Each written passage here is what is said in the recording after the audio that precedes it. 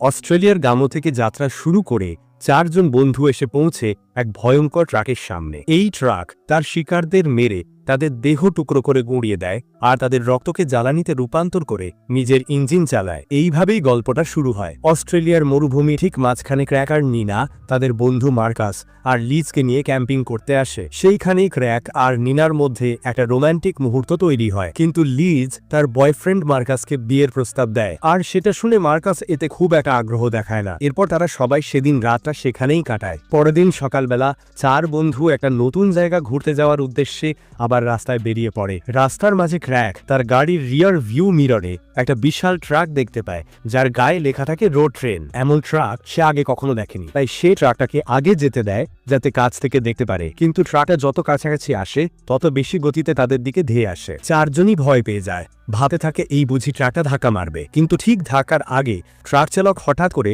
ট্রাকটাকে অন্য লেনে ঘুরিয়ে নেয় আর সামনে দিয়ে চলে যায়। এই ঘটনাটা ক্র্যাকের মোটেও ভালো লাগে না, তাই সে সিদ্ধান্ত নেয় ট্রাকটাকে ওভারটেক করবে। সে ট্রাকে ছাড়িয়ে যাওয়ার চেষ্টা করে, কিন্তু ট্রাক চালক তাকে যেতে দেয় না। তবুও ক্র্যাক গতি বাড়িয়ে ট্রাকটাকে ওভারটেক করে ফেলে। এই দৃশ্য দেখে লিজ ট্রাক চালকের মজা করতে থাকে, কিন্তু এই হাসি ঠাট্টাই তাদের জন্য বড় বিপদের কারণ হয়ে দাঁড়ায়, কারণ এবার ট্রাকটা আরো বেশি গতিতে তাদের পেছনে তাড়া করতে থাকে। ক্র্যাক যতটা পারে গাড়ির গতি বাড়িয়ে ফেলে, তবুও ট্রাকটা খুব কাছে চলে আসে আর পিছন থেকে ধাক্কা দিতে শুরু করে। বন্ধুরা চিৎকার করে বলে দিক পাল্টাও, কিন্তু গাড়ি তখন ফুল স্পিডে। এই অবস্থায় মোড় ঘুরালে গাড়ি উল্টে যেতে পারে, আর তাই হয় একটা বড় ধাক্কায় গাড়ি উল্টে সরাসরি রাস্তার নিচে পড়ে যায়। তবে ভাগ্য ভালো 4 জনই বেঁচে যায়। তবে ক্র্যাকের হাত গুরুতরভাবে আহত হয় আর গাড়িটা পুরোপুরি ভেঙে যায়। মার্কাস লিজকে শান্ত করার চেষ্টা করে আর নিনা ফার্স্ট এইড কিট এনে ক্র্যাকের হাতে ব্যান্ডেজ করে যাতে রক্তপাত বন্ধ হয়। এখন সবচেয়ে বড় চিন্তা, তাড়াতাড়ি কোনো হাসপাতালে পৌঁছানো দরকার, না হলে ক্র্যাকের অবস্থা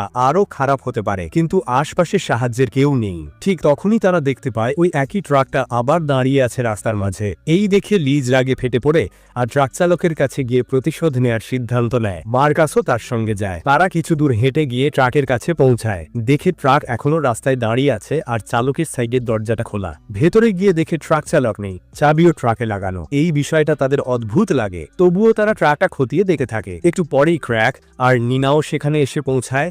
দেখতে কি হচ্ছে, ক্র্যাক ট্রাকের সামনে একটা ছোট স্ট্যাচু দেখে, যেটা 3 মুখ একটা কুকুরের। এই স্ট্যাচুটা দেখে ক্র্যাক অদ্ভুতভাবে ট্রাকের দিকে আকৃষ্ট হতে থাকে। তার দৃষ্টি একদম আটকে যায় সেই জায়গায়। সে এক দৃষ্টিতে দেখতে থাকে যতক্ষণ না নিনা তাকে ডেকে তুলে আনে। এই ঘটনা ক্র্যাকে বেশ অদ্ভুত আর ভয়ঙ্কর লাগে। সে কিছু একটা বলার চেষ্টা করছে, ঠিক তখনই দূর থেকে গুলির শব্দ আসে। তারা ভাবে এটা নিশ্চয় ট্রাক চালক, যে বন্দুক হাতে তাদের দিকেই ছুটে আসছে। তখন তাদের আর কোনো উপায় না দেখে তারা ট্রাকে উঠে পড়ে। এইবার ট্রাক চালায় মার্কাস। ওই লোক ট্রাক থামানোর চেষ্টা করে, এমনকি গুলি ছোঁড়ে, কিন্তু মার্কাস ট্রাক স্টার্ট করতে সক্ষম হয় আর দ্রুত সেখান থেকে পালিয়ে যায়। তারা ঠিক করে যতক্ষণ না কোনো শহরে পৌঁছায় ততক্ষণ ট্রাকেই চলতে থাকবে। কিন্তু কিছুক্ষণের মধ্যেই ট্রাকের মিউজিক সিস্টেম নিজে থেকেই চালু হয়ে যায় আর এক অদ্ভুত গান বেজে ওঠে। এই গান শুনে 4 জনই ধীরে ধীরে ঘুমের মধ্যে ঢুকে পড়ে। সবাই যখন অজ্ঞান, তখন ট্রাক আপনা আপনি রাস্তার উপর চলতে থাকে। অনেক ঘন্টা পর যখন তারা জেগে ওঠে, তখন দেখে ট্রাকটা এখন আর রাস্তার ওপর নয়, বরং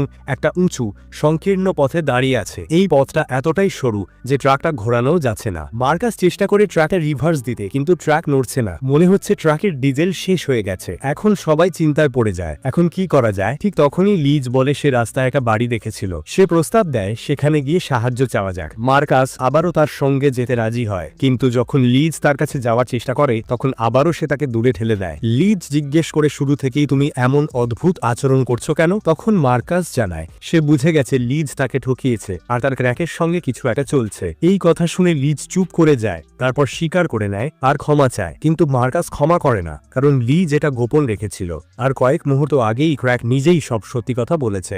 দুজনের মধ্যে পরিবেশটা খুব টানটান হয়ে যায়। তবুও সাহায্যের খোঁজে তারা বাড়িটার দিকে রওনা দেয়। ওদিকে নিনা ক্র্যাকের শরীর খারাপ দেখে খুব চিন্তায় পড়ে যায়। সে ট্রাকের কার্গো কম্পার্টমেন্টে গিয়ে এমন কিছু খুঁজতে চেষ্টা করে যাতে ট্রাকটা আবার চালানো যায়, কিন্তু কম্পার্টমেন্ট বন্ধ ছিল। তাই সে ঠিক করে প্রথমে দেখে নেওয়া যাক ফুয়েল ট্যাঙ্ক আসলেই খালি কিনা। সে যখন ট্যাঙ্কের ভেতরে তাকায় তখন অবাক হয়ে যায়, কারণ ট্যাঙ্ক তো কোনোদিনই ভর্তি করা হয়নি। তাহলে এই ট্রাক এতদূর এলো কিভাবে? চিন্তিত হয়ে সে ফুয়েল পাইপের গভীরে তাকায়, আর সেখানে সে পেট্রোলের বদলে দেখতে পায় এক লালচে আঠালো তরল পদার্থ। সে সেই রহস্যময় তরলের উৎস খুঁজতে চায়। ঠিক তখনই কয়েক সেকেন্ড পর ক্র্যাকরা থেকে বেরিয়ে আসে, আর তার আচরণ হয়ে ওঠে ভয়ঙ্কর রকম অদ্ভুত। এদিকে মার্কাস আর লিজ সেই বাড়ি খুঁজতে খুঁজতে রাস্তায় পৌঁছায়, কিন্তু সেখানে কোনো বাড়ি নেই। লিজ বিস্মিত হয়ে বলে সে তো স্পষ্ট কিছু একটা দেখেছিল। এরপর তাদের মধ্যে আবার উত্তেজনা বেড়ে যায়। মার্কাস এবার অন্য কোনো দিক থেকে সাহায্য খুঁজে বের করার সিদ্ধান্ত নেয়, কিন্তু লিজ না করে দেয় আর একাই ট্রাকের দিকে ফিরে যেতে থাকে, মনে করে হয়তো বাড়িটা কাছেই কোথাও আছে। ওদিকে ট্রাকে ক্র্যাক হঠাৎ করে মাথা ঘোরা অনুভব করে, বিভ্রান্ত হয়ে পড়ে। নিনা ভাবে এটা হয়তো তার হাতে গভীর কেটে যাওয়ার ফলে রক্তক্ষরণ থেকে হচ্ছে। ঠিক তখনই তারা উপর থেকে একটা এয়ারপ্লেনের আওয়াজ শুনতে পায়। নিনা তৎক্ষণাৎ কেবিন থেকে বেরিয়ে আসে আর মাটিতে আগুন জ্বালিয়ে সংকেত দেওয়ার চেষ্টা করে যাতে প্লেনটা তাদের দেখতে পারে এবং সাহায্যের জন্য আসে। সে বারবার সাহায্যের ইশারা করে, কিন্তু সেই সময় ট্র্যাকের ভেতরে ক্র্যাক দেখতে পায় ভয়ানক সব দৃশ্য। সে আবারও সেই তিনমুখ কুকুরের মূর্তিটা দেখে, যা সে আগেও ট্রাকের সামনে দেখেছিল, কিন্তু এবার সেটা আরো ভয়ানক লাগে। মূর্তিটা যেন তাকে কেবিনের এক খোলা জায়গার দিকে টেনে নিয়ে যায়। সে সেখানে গিয়ে ভেতরে হাত ঢোকায় আর খুঁজে পায় একটা চাবি। চাবিটা ছিল ট্রাকের পেছনের কার্গো কম্পার্টমেন্টের। ক্র্যাক কোনো কিছু না ভেবেই ট্রাকের পেছনের দিকে যায়, দরজাটা খুলে ফেলে আর ভেতরে প্রবেশ করে, কিন্তু কয়েক সেকেন্ডের মধ্যেই ভেতর থেকে শোনা যায় তার ভয়ানক চিৎকার। এদিকে মার্কাস এখনো রাস্তায় একা হেঁটে চলেছে। তার সারা পানি আগেই শেষ হয়ে গেছে আর প্রচন্ড গরম এসে একদম ক্লান্ত। ঠিক তখনই সে দেখে এক লোক তার দিকে এগিয়ে আসছে। লোকটা দেখে সেই ট্রাক ড্রাইভারের মতো যার কাছ থেকে তারা ট্রাকটা চুরি করেছিল। মার্কাস আতঙ্কিত হয়ে দৌড়াতে থাকে যত জোরে পারে, কিন্তু লোকটা তার পেছন পেছন আসে আর মার্কাসের দিকে গুলি চালায়। মার্কাস রাস্তায় না গিয়ে গ্রাম্য এক পরিত্যক্ত জায়গার দিকে ছুটে যায়। সেখানে সে দেখতে পায় একটা ভাঙা ব্রিজ। সে লুকানোর জন্য ব্রিজের নিচে চলে যায় যাতে ড্রাইভার তাকে না দেখতে পায়। এদিকে লিজ এখনো সেই বাড়ির খোঁজে ঘুরে বেড়াচ্ছে। সে নিজেকে ঘিরে পায় নিস্তব্ধ আর নির্জন পরিবেশে। অনেকক্ষণ হাঁটার পর অবশেষে সে একটা বাড়ি খুঁজে পায়, কিন্তু সেই জায়গাটা বহু বছর ধরে পরিত্যক্ত বলে মনে হয়। তবুও লিজ সাহস করে ভেতরে ঢুকে পড়ে। সে এক শেলফে একটা বন্ধ টিনের ক্যান খুঁজে পায়। বিনা ভেবেচিন্তে লিজ যখন ক্যানটা খুলে প্রথম চুমুক দেয়, তখন সে আর নিজেকে থামাতে পারে না, বারবার পান করতে থাকে। ঠিক তখনই ক্র্যাকের মতো তার চোখের সামনে ভেসে ওঠে ভয়াবহ আর বিভ্রান্তিকর দৃশ্য। এমন কিছু যেন তার মস্তিষ্কের উপর প্রভাব ফেলছে। এই অবস্থাও তার জন্য যথেষ্ট কঠিন ছিল, কিন্তু অন্যদিকে মার্কাসের অবস্থা আরো ভয়াবহ হয়ে ওঠে। সে তখনও ব্রিজের নিচে লুকিয়ে আছে, কিন্তু সেই ড্রাইভার শেষ পর্যন্ত তাকে খুঁজে পায়। ড্রাইভার মার্কাসকে টেনে বাইরে বের করে আনে এবং তাকে গুলি করে মারার হুমকি দেয়, কিন্তু মার্কাস নিজেকে বাঁচানোর জন্য একদম শেষ চেষ্টা করতে থাকে। সে হামলা চালায়, কিন্তু তার শক্তি ওই লোকের সামনে কম পড়ে যায়। এরপর ড্রাইভার তাকে ধরে ফেলে এবং বন্দুক তার দিকে তাক করে, কিন্তু গুলি চালানোর বদলে ড্রাইভার বন্দুকটা নামিয়ে ফেলে। ঠিক তখনই রাস্তার দিক থেকে গুলির আওয়াজ শোনা যায়। এখনো স্পষ্ট নয় যে মার্কাসের আসলে কি হয়েছে। অন্যদিকে ক্র্যাক ট্রাকের কার্গো কম্পার্টমেন্ট থেকে বেরিয়ে আসে এবং অদ্ভুতভাবে আচরণ করতে শুরু করে, যেন ট্রাকের প্রভাব ওর উপর পড়েছে। এরপর কিছুক্ষণ পরে নিনার মনে পড়ে যায় ক্র্যাক ক্যাবের মধ্যে নেই। ও বাইরে বেরিয়ে তাকে খুঁজতে যায়, কিন্তু ক্র্যাকে কোথাও দেখা যায় না। ঠিক তখন সে আবার ট্রাকের কাছে ফিরে আসে এবং দেখে লিজ ফিরে এসেছে। লিজ জানায় সে বাড়িটার খোঁজ করেছিল, কিন্তু সেখানে কোনো দরকারি কিছু পায়নি। এরপর নিনা বলে তাদের একসাথে কাছাকাছি কোথাও সাহায্যের সন্ধান করা উচিত, কিন্তু লিজ না করে দেয়, বলে আমাদের ট্রাক চালু করে সোজা রাস্তায় ফিরে যাওয়া উচিত। এতে নিনা রাজি হয় এবং দুজনেই ট্রাকের ক্যাবে উঠে বসে। কিন্তু ঠিক তখন যখন তারা রিয়ার ভিউ মিররে তাকায়, দেখে একজন লোক ট্রাকের দিকে এগিয়ে আসছে। তার পোশাক আগে সেই ট্রাক ড্রাইভারের মতোই, কিন্তু কাছে আসার পর তারা দেখে সে আর কেউ নয়, মার্কাস। অর্থাৎ মার্কাসই ওই ট্রাক ড্রাইভারকে মেরে ফেলেছে, কিন্তু এখন সেও অদ্ভুত আচরণ করছে, যেন তার উপরও ট্রাকের প্রভাব পড়েছে।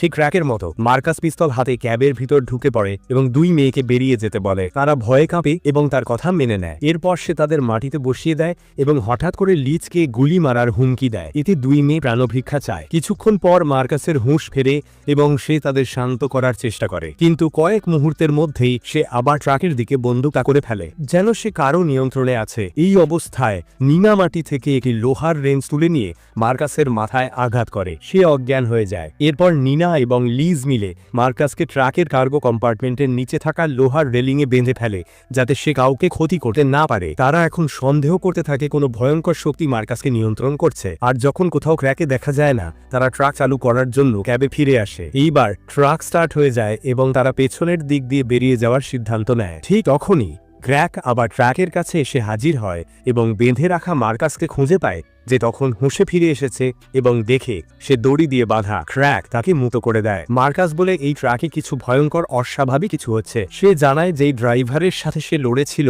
সে যেন কারো নিয়ন্ত্রণে ছিল আর নিজেকে বাঁচাতে গিয়েই তাকে মারতে হয়। ক্র্যাক তার কথায় বিশেষ গুরুত্ব না দিয়ে বলে, আমাদের দ্রুত মেয়েদের কাছে ফিরে যেতে হবে এবং এখান থেকে পালাতে হবে। এতে মার্কাস রাজি হলেও তার মনে হয় ক্র্যাকের আচরণ কিছুটা অদ্ভুত। সে জিজ্ঞাসা করে, তুই ঠিক আছিস তো? ক্র্যাক উত্তর দেয়, সবকিছুই কল্পনা। কিন্তু হঠাৎ নিজেকে প্রমাণ করতে সে মার্কাসকে লড়াইয়ের চ্যালেঞ্জ ছুঁড়ে দেয়। এতে মার্কাসও প্রস্তুত হয়ে যায়। দুজনেই একে অপরকে ধাক্কা দিতে থাকে এবং প্রথমে মনে হয় যেন তারা মজা করছে, কিন্তু পরিস্থিতি দ্রুত পাল্টে যায়। ক্র্যাক হঠাৎ করে মার্কাসের মুখে কনুই দিয়ে আঘাত করে এবং হাঁটু দিয়ে প্রবল আক্রমণ চালায়। এতে মার্কাস মাটিতে লুটিয়ে পড়ে। ঠিক তখনই দুই মেয়ে ট্রাকটি পেছনে চালাচ্ছিল এবং তারা জানত না বাইরে কি চলছে। ক্র্যাক এখন নিজের হাত থেকে ব্যান্ডেজ খুলে ফেলে এবং দেখায় তার হাত পুরোপুরি ঠিক হয়ে গেছে। এরপর সে মার্কাসকে টেনে নিয়ে যায় ট্রাকের পেছনে চাকার দিকে। মার্কাস বাঁচার চেষ্টা করে কিন্তু তখন সে খুব দুর্বল। অবশেষে ক্র্যাক তাকে ট্রাকের চাকার নিচে নিয়ে যায় আর ট্রাক তার মাথা চূর্ণ করে দেয়। সেই মুহূর্তে নিনার মনে হয় ট্রাক যেন নিজে থেকেই চলছে। সে দেখতে যায় কি ঘটছে এবং দেখে মার্কাসের দেহ পড়ে আছে, তার মাথা ফেটে গেছে। সে ভয়ে আতঙ্কে চিৎকার করে ওঠে। কিছুক্ষণ পর লিজো সেখানে আসে এবং যখন সে মার্কাসের অবস্থা দেখে